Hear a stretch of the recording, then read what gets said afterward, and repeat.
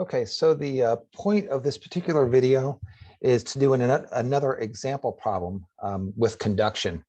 And just to remind ourselves, conduction is the process via which heat is transferred through a material. Excited atoms collide with atoms next to them, and those collisions continue until the heat travels all the way through the material from hot end to cold end, which is what we see down there at the bottom. All right, and we've got this equation here. So this particular problem, we're thinking about maybe a simplified version of a wall for a building. Inside the building, it's 25 degrees Celsius. It's a decent room temperature. Outside the building, it's kind of cold. It's 4 degrees Celsius. That's not exactly cold. It's above freezing, but still, we want to keep the heat inside and the cold outside. We're told that this wall is composed of just two materials, plywood and insulation, which, okay, that's a little bit fake, but that's okay. It'll allow us to get the point of, well, what we can do with this. So we're given the thicknesses of the insulation and the thickness of the plywood. We're also given the thermal conductivities, the K values for the insulation and the plywood there. We're told that the area of the wall is 35 square meters. So that's just how big the wall is. I guess 35 square meters, and then it looks like it's about, I don't know, less than 1/10 of a meter thick. Okay. We're asked to figure out how much heat is conducted through this wall in 1 hour. So that's our goal. How much heat is conducted through the wall in 1 hour? Well, if you've got heat traveling from the inside of this building to the outside of the building, then all the heat has to flow through the insulation. All the heat has to flow through the plywood. All the heat that leaves the building has to flow through both pieces of material there. So what this tells us is that the heat that's transferred through the plywood is going to be the exact same thing as the heat that travels through the insulation, is the exact same thing as the total heat that escapes our house. All right, so that's an important idea.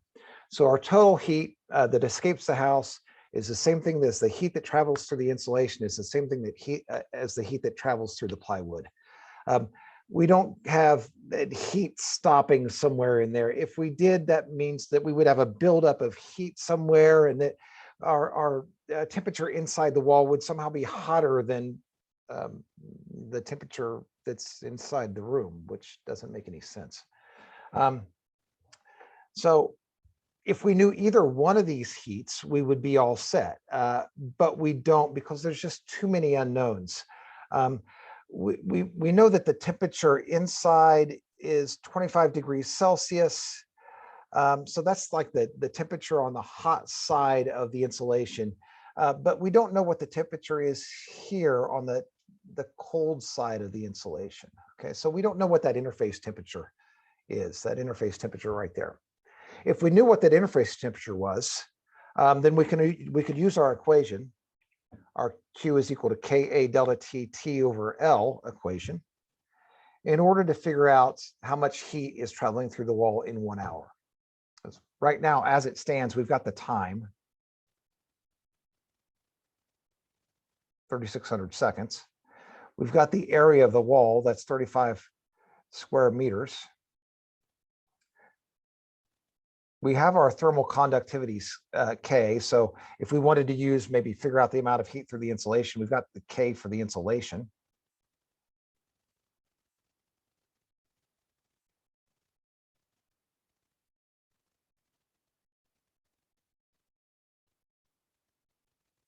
And we've got the thickness of the insulation.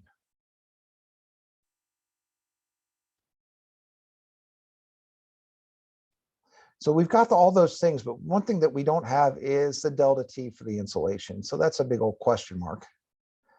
And then if we look back at our equation here, we've got K, we've got A, whoops, we've got A, we've got the time, we've got the thickness, We do not have the temperature, and that is a real problem because we want to know the heat. We don't have the temperature difference, so that's a problem because we want to know the heat. So we need to know what the temperature difference is across this insulation here. So let's work on that. We need to figure out, in order to know that, we need to figure out what this interface temperature is.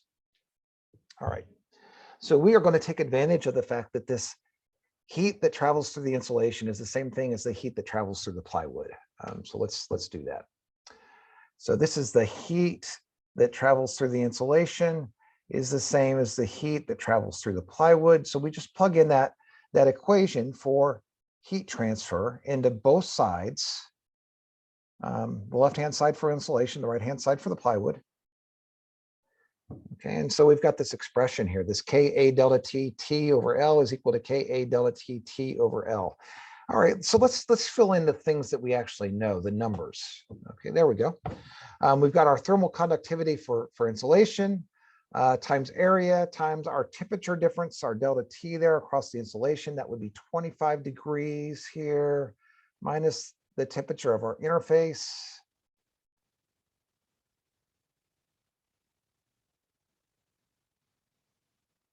That T right there.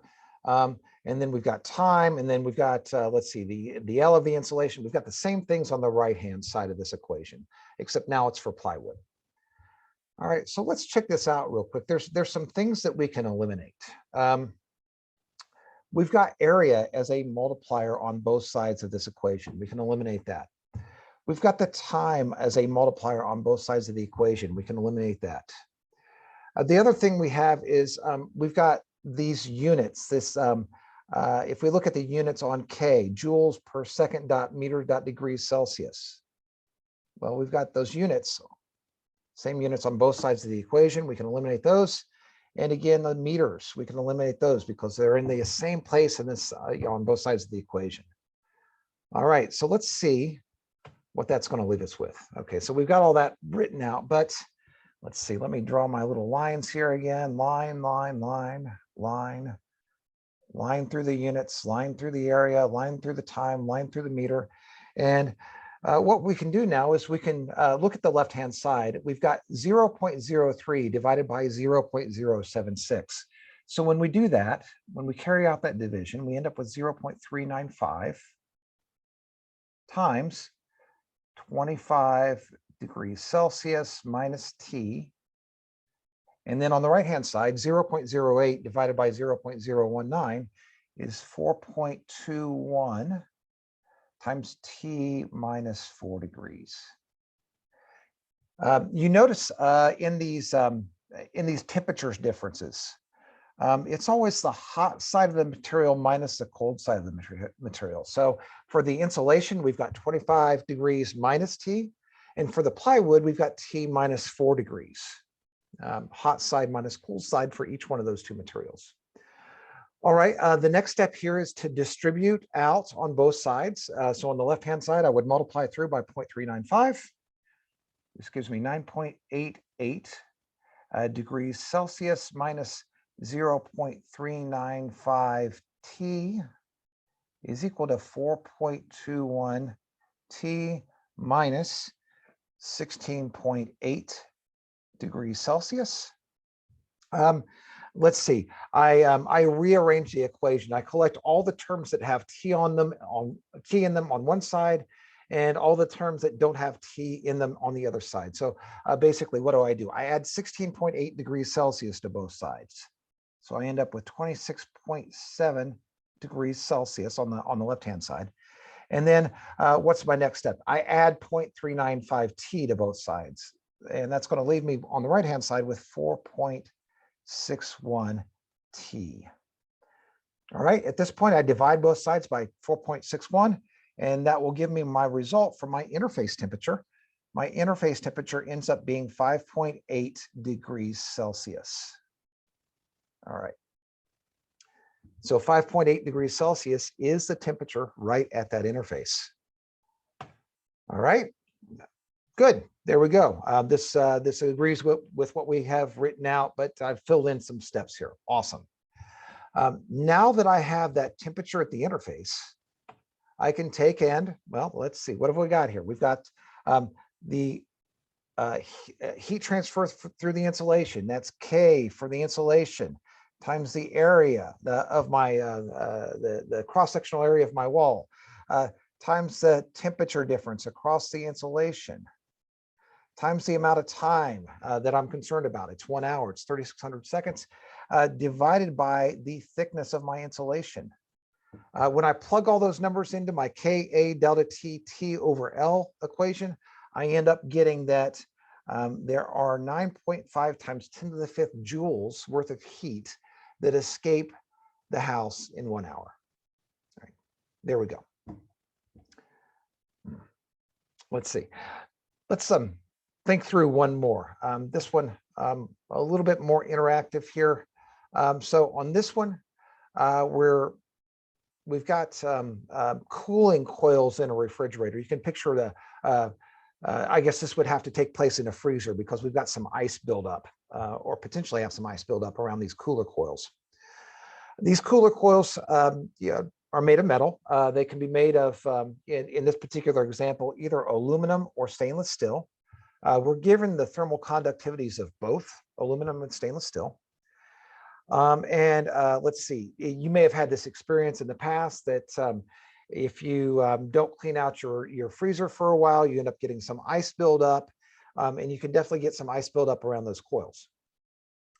Well, the whole point of these coils is for refrigerant to travel through them, and for that refrigerant to transfer heat out of the freezer into the refrigerant, and then out of, well, the freezer period. So we're pulling heat out of the freezer so that we can keep our freezer nice and cool.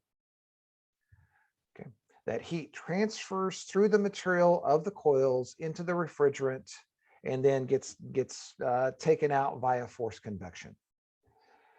So our question now is, as far as these coils are concerned, which option would work the best? Which option would be the best for keeping our freezer nice and cool without having the refrigerator run all the time? Would it be if we made these coils out of stainless steel and did not have an ice coating on them? If we made them with stainless steel and did have an ice coating on them? If we made them out of aluminum, easy for me to say, without ice, or if we had aluminum with ice? So pause the video and come up with a response here. So the answer is aluminum without ice. Why is that? It's because aluminum is the most efficient at transferring heat.